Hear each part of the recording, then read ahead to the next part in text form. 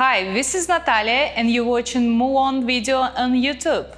And today we're going to talk about the Sony A1 and my first impressions experience using this camera in the studio. So with all that out of the way, let's get started.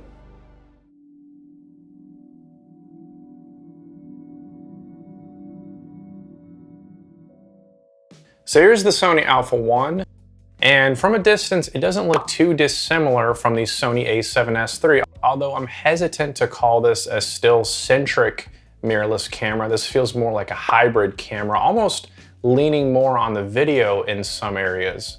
So let's talk features. The Sony A1 is capable of 8K 24p and 8K 30p. On the photo side, it can go up to 30 FPS in burst mode. Additionally, the S-Cinetone picture profile, that's PP11, found on the FX series, is also available on this camera. The images read out on a 50 megapixel CMOS sensor. Now, I had the chance to photograph in studio and outdoors, and here are some of those images. We're in studio right now shooting with the Sony A1, the A7S III, and the Lumix S5.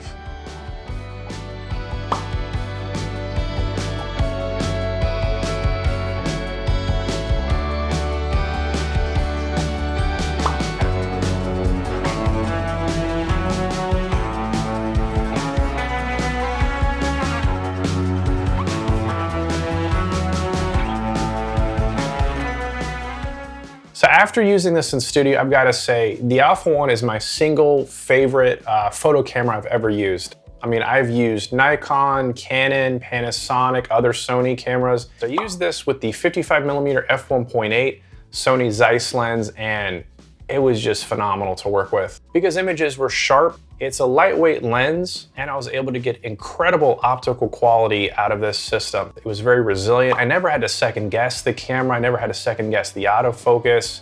I never had issues with any kind of overheating.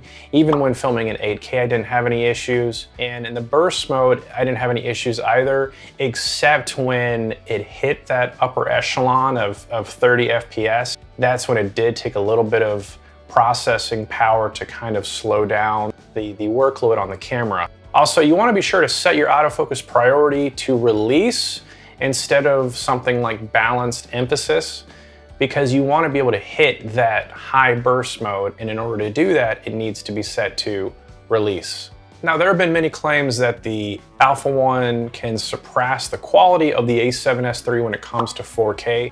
Admittedly, I didn't do a lot of pixel peeping. I didn't do a lot of really detail-oriented comparisons between the A7S III and the A1. Instead, what I focused on was more of the bigger features and how those play out in the real world. Like for instance, with 8K footage. Now, I have used the Canon R5, and not only did that camera overheat on me, but when it came time to edit the footage, it was a chore. I mean, the footage took a long time to load into the timeline, but also when it came to rendering, even small modifications to the colors of the footage, it would take a long time to process. Vis-a-vis the Sony A1, the 8K footage was surprisingly snappy. Using the same software, Final Cut Pro, I was able to load the footage into the timeline with no problem. As a matter of fact, I even used the 8K footage on my M1 MacBook, and it was able to not only color correct and export the file, but it did so within a reasonable time frame. So really big kudos to Sony for that, because one thing I was really concerned about going into this 8K situation was the post-production and how long that was gonna take to process. In terms of any flaws on the camera, there is the EVF blackout issue that I'm hoping Sony addresses in a future firmware update. I don't know if it was just me, but the battery power didn't feel as sufficient as the A7S III. It felt as though the A1 was lagging behind on battery life. So in conclusion, the Sony A1 was the most fun I've had in a studio in a long time. It was a snappy, resilient, fast-paced experience. I was able to really just push through the workflow very fast, and I was able to do it with very little trepidation from the camera. Overall, I'm very impressed. But anyway, that's all for now, and as always, if you found this video helpful or insightful, give a big thumbs up, subscribe to the channel, comment below, let me know what you think, follow on Instagram @MuonVideo, and I'll see you in the next one.